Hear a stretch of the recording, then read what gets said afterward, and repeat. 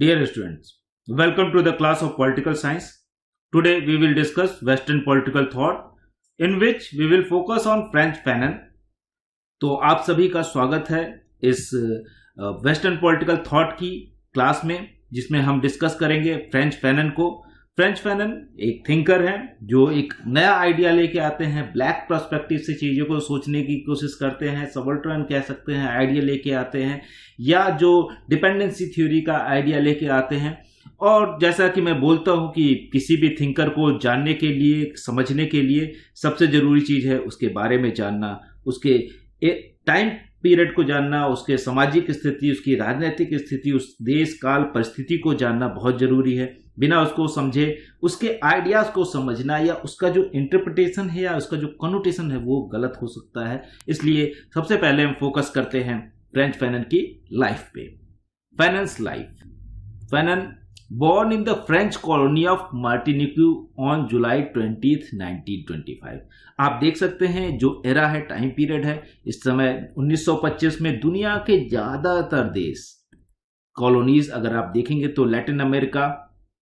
या अफ्रीका या एशिया, जिसमें भारत भी है,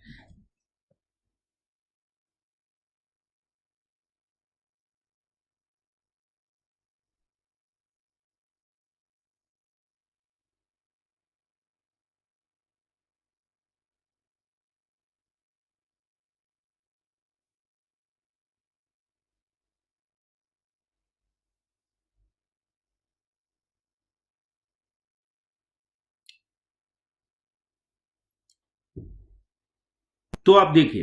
किस तरह से 1925 में, जिसमें हमने बताया भारत भी है, अफ्रीका के ज़्यादातर कंट्री जो कॉलोनीज बने हुए हैं, और लैटिन अमेरिका, चाहे वो इसको अगर अलग ढंग से देखें तो लैटिन अमेरिका के ज़्यादातर कंट्री स्पेन और फ्रांस के कॉलोनी बनते हैं। भारत में अगर देखें तो ब्रिटिश कॉलोनी थी, और अफ्रीका में भी स्पेनिश, फ्रेंच, ये कॉलोनीज ज़्यादा रहती है। तो और ये खुद भी कॉलोनी, मार्टिनिक को अगर आप देखेंगे तो ये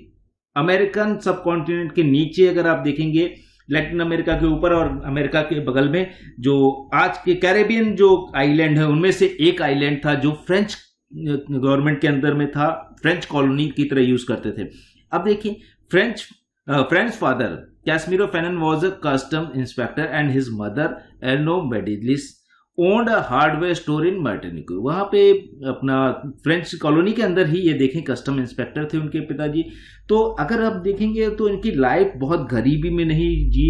एक मिडिल क्लास संभ्रांत घर में ये पैदा होते हैं, लेकिन क्योंकि ये ब्लैक होते हैं तो तमाम तरह की दुश्वारियां भी ये झेलते हैं। Member of this social stratum strive for assimilation with white French culture. जैसे हमने बताया कि ये एक मिडिल क्लास फैमिली में है, और कह सकते हैं कस्टम इंस्पेक्टर है तो उनकी जो आमदनी है वो अच्छी है, उनकी जो माँ है वो भी वर्क कर रही है, तो उनके घर में अब ये स्टेटा के जो लोग हैं जो कॉलोनीज के अंदर रहते हैं उनको साथ ये दिक्कत है कि वो अपने स्टेटा में रहें अपने लोगों के साथ, या जो ऐसा जो फॉरेनर जो कॉलोनियल रूलर हैं, चाहे हमारे यहाँ अगर आप देखेंगे कंपेयर कर सकते हैं कि जब हमारे यहाँ ब्रिटिशर्स रहते थे तो एक बड़ा तबका जो सम्रांत था वो ब्रिटिशर्स की नकल करता था और ब्रिटिशर्स की तरह बनने की कोशिश करता था अपने हाव भाव में, चाहे वो कपड़े के सेंस में हो, चाहे खाने पीने के तौर तरीके हों, या रिचुअल्स करने के तरीके हों, तमाम सारी चीज़ें वो थे। और ऑलमोस्ट सेम चीज़ें दुनिया की ज़्यादातर कॉलोनीज़ के अंदर इसी तरह से हो रहा था। जो वहाँ के सम्रांत जो लोकल लोग होते थे वो अपनी कॉलोनीज को किस तरह से देखते थे, अपने कल्चर को किस तरह से देखते थे, वो इनके बचपन में वो ऑब्जर्व कर रहे हैं। फैनन लेफ्ट द कॉलोनी इन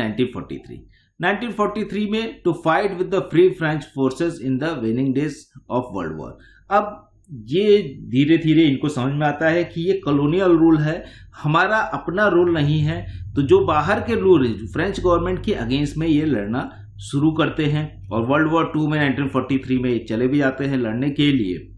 इसके बाद अगर हम देखें,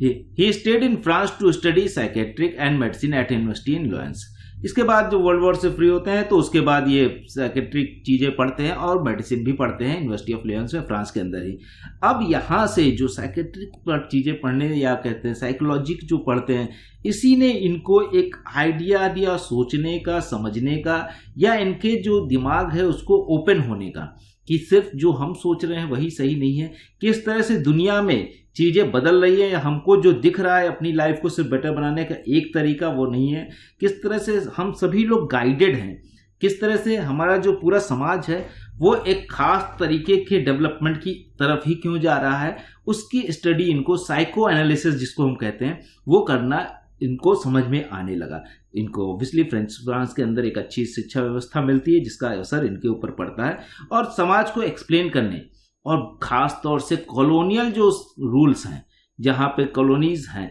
उनकी मानसिकता को किस तरह से वो देख रहे हैं उसको बहुत अच्छे ढंग से एक्सप्लेन करते हैं, और उसी मानसिकता और उसी चीज़ को एक्सप्लेनेशन ही इनकी थ्योरी बन जाती है, बाद में इनके सिद्धांत बन जाते हैं, जो आज तक अगर आप देखेंगे तो जितने भी मेन स्ट्रीम जिसको हम 2-3 चीज़ें कहते हैं कि कुछ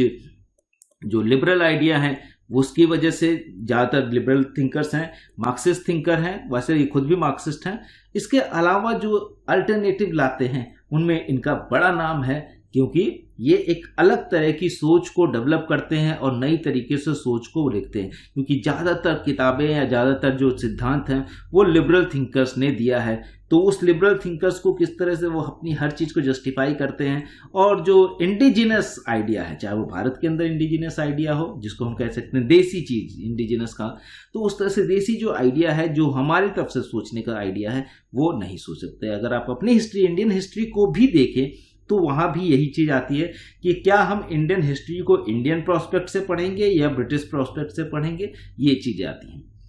इट वॉज हियर, जब ये वहाँ पे होते हैं फ्रांस के अंदर he began to explore the Marxist and existentialist idea. अब मार्क्सिस्ट आइडिया जो है कि ऑब्वियसली मार्क्सवाद जो उस समय काफ़ी पॉपुलर हो गया था, उस समय तक रूस में क्रांति हो चुकी थी 1917 में, उसके बाद लेनिन आ चुके थे, और बाद में अगर देखें तो वर्ल्ड वॉर तक आते आते जो युद्ध है वो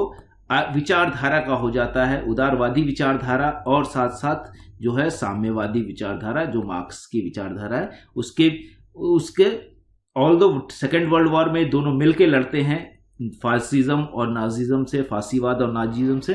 नाजीवाद से, लेकिन बाद में जैसे ही वर्ल्ड वॉर खत्म होता है उसके बाद उदारवाद और साम्यवाद दो विचारधाराएं बच के आती हैं, और उस विचारधाराओं की पूरी लड़ाई जिसको हम शीत युद्ध कहते हैं उस शीत युद्ध में रहती है। और उसी शीत युद्ध में अगर आप देखेंगे तो फ्रेंच फैनन का आइडिया डेवलप हो रहा है, और ये चीज़ों को मार्क्सिस्ट तरीके से एक्सप्लेन करने की कोशिश करते हैं। जैसा मार्क्स कहते हैं कि समाज में सिर्फ दो ही वर्ग हैं, एक बुर्जुआ वर्ग जिसको कहते हैं पूंजीपति वर्ग, और दूसरा सर्वहारा वर्ग जो वर्कर क्लास है, लेबर क्लास है, और इन दोनों के इंटरेस्ट आपस में बिल्कुल अलग हैं, वो एक दूसरे के बारे में कभी नहीं सोच सकते। तो ये मार्क्सिस्ट बोल रहे हैं। एग्जिस्टेंशलिस्ट आइडिया जो इनका साइकियाट्रिक आइडिया है उसकी वजह से कि हम क्यों एग्जिस्ट कर रहे हैं और किस तरह से हमारा जो एग्जिस्टेंस है क्या इस पर भी कोई डोमिनेट करता है, क्या हम जो सोच रहे हैं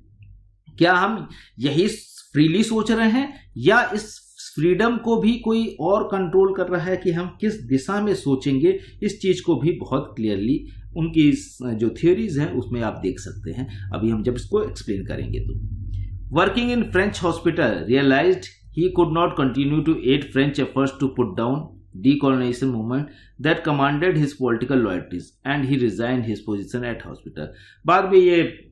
और फ्रेंच हॉस्पिटल में काम भी करते हैं, लेकिन जो आइडिया है मैंने बताया कि एग्जिस्टेंशलिस्ट आइडिया कि क्या ये पैसा लेके जो फ्रेंच गवर्नमेंट है उसी से पैसा लेके फ्रेंच गवर्नमेंट के लिए काम करके क्या उसी से फ्रेंच गवर्नमेंट से ही लड़ा जा सकता है। उस समय जो लड़ाई थी डीकॉलोनाइजेशन की, उपनिवेशवाद को ख़त्म करने की,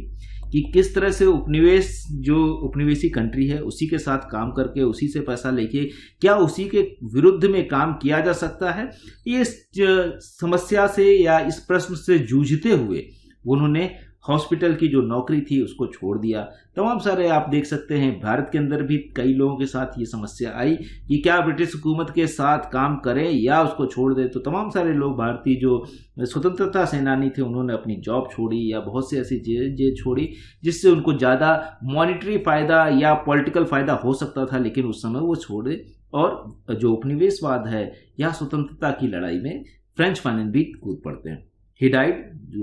on December 6, 1961 with cause of liberty and justice for the people of third world। बाद में इनको